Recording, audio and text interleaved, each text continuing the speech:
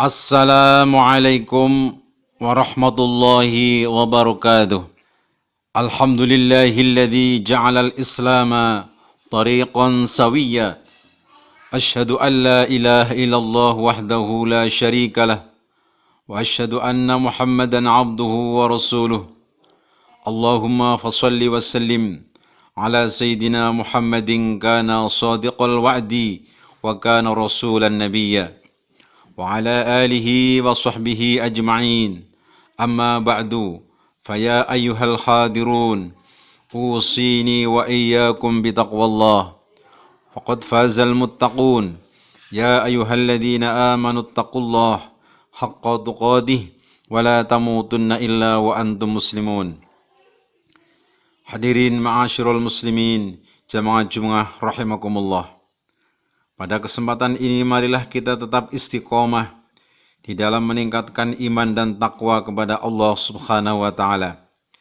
Iman dalam pengertian at-tasdiqul jazimu bima jaa bihin nabiyyu sallallahu alaihi wasallam, yaitu pembenaran hati secara mantap terhadap seluruh ajaran yang dibawa oleh Nabi sallallahu alaihi wasallam. Dan takwa dalam arti imtithalu awamirillah wajtinabu nawahihi sirra wa alaniyah, melaksanakan segala perintah Allah dan menjauhi segala larangan-larangannya, baik sembunyi-sembunyi maupun terang-terangan.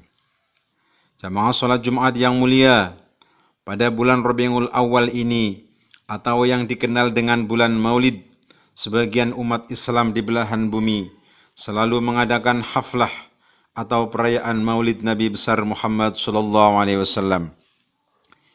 Karena didasari rasa cinta kepada beliau, momentum Maulid Nabi dipergunakan oleh umat Islam untuk menengok kembali sejarah peristiwa masa lalu sebelum Islam.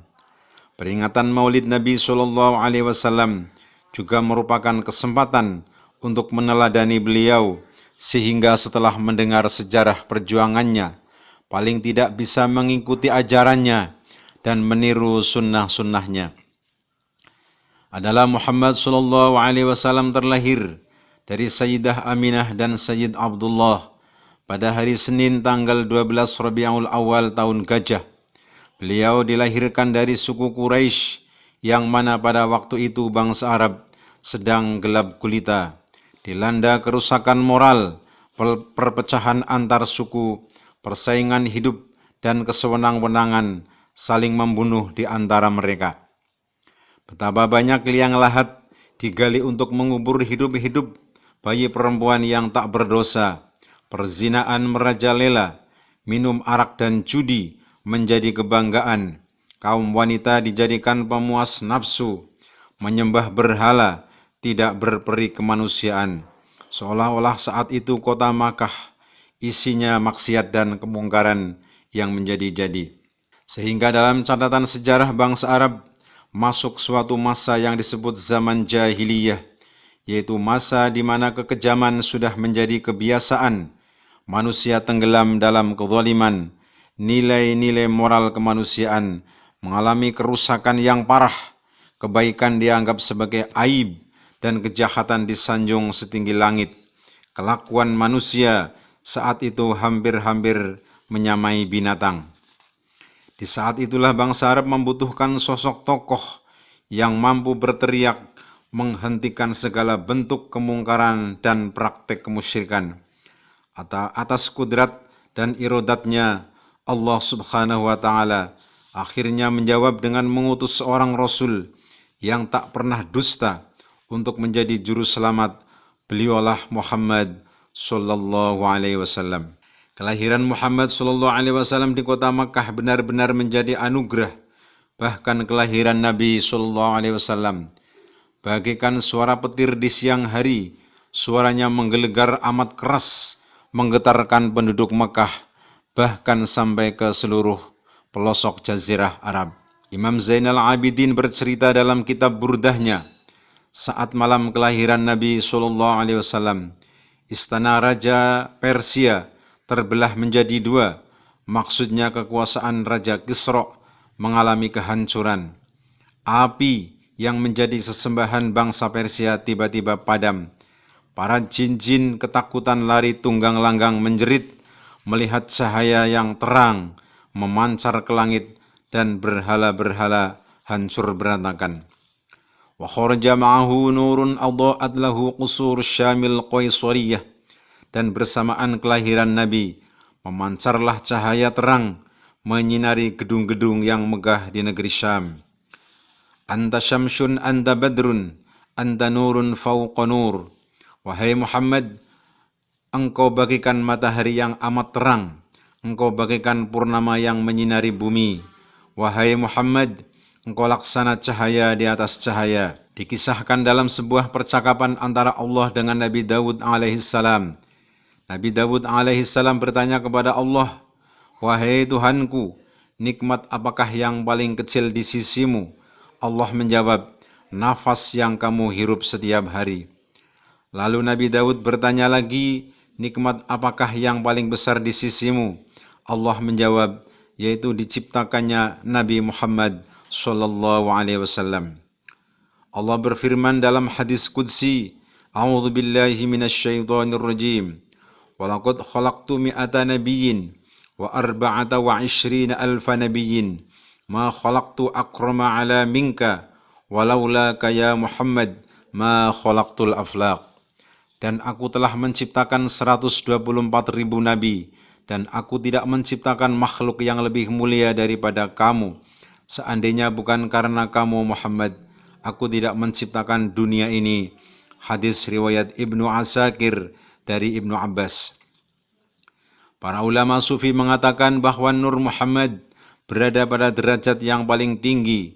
Muhammad sallallahu alaihi wasallam sebagai makhluk yang paling mulia, pertama dan utama. Semua makhluk berasal dari nur beliau dan memancar dari beliau. Sebagaimana sabdanya, ana min nurillah wa khalaqal khalqa kullahum min nuri. Saya berasal dari nur Allah dan Allah menjadikan semua makhluk dari nurku. Hadis riwayat Ibnu Abbas. Sebagai manusia, Nabi Muhammad sallallahu alaihi wasallam merupakan miniatur makhluk yang sempurna. Pribadi beliau adalah tajalli, yaitu penampakan ciptaan Allah yang paling sempurna, baik jasadnya maupun budi pekertinya. Oleh karena itu beliau mendapatkan berbagai keistimewaan dibanding dengan para nabi-nabi terdahulu. Hadirin yang dirahmati Allah, Nabi Muhammad SAW adalah teladan kebaikan yang dalam bahasa Al-Quran disebut uswatun hasanah. Ibarat mata air tiada habisnya, teladan kebaikan terus menyembur dari dalam dirinya. Tak sebutir keburukan yang muncul dari beliau. Tutur kata, tingkah laku dan sifatnya selalu menyejukkan hati. Sejarah hidupnya semenjak kanak-kanak hingga beliau wafat, seluruhnya menjadi teladan umat manusia. Lantaran itulah predikat kebaikan disematkan kepadanya. Beliau adalah manusia agung, manusia terpercaya, manusia mulia, manusia terbaik. Para ulama sufi memberi julukan kepada beliau sebagai manusia cahaya, samudra keteladanan, samudra ma'rifat, sahibul wajhil munir, pemilik wajah yang tampan, sayyidul kaunain, penghulu dunia dan akhirat, arusal khafiqain, pusat perhatian timur dan barat, dan imam al-qiblatain, pemimpin dua kiblat, dan seterusnya. Allah berfirman, A'udzu billahi minasyaitonir rajim. Laqad kana lakum fi Rasulillahi uswatun hasanah. Sungguh telah ada pada diri Rasulullah itu suri tauladan yang baik bagimu. Quran surat Al-Ahzab ayat 21. Ma'asyiral muslimin yang dirahmati Allah, peringatan Maulid Nabi adalah sunnah yang berlandaskan agama, adalah Rasulullah sallallahu alaihi wasallam yang pertama kali merayakan Maulid dengan berpuasa.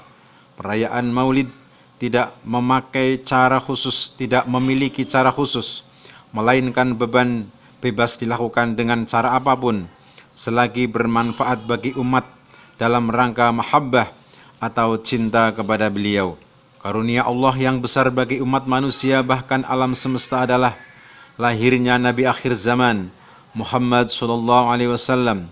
Begitu juga kegembiraan di bulan Maulid sungguh merupakan wujud nyata ketaatan kepada Allah Subhanahu wa Ta'ala.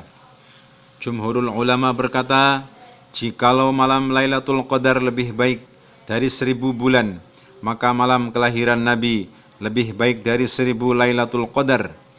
Jika Idul Fitri dan Idul Adha merupakan hari besar dalam Islam, maka hari Maulid Nabi SAW justru lebih mulia dari 2 hari besar itu. Mengapa demikian?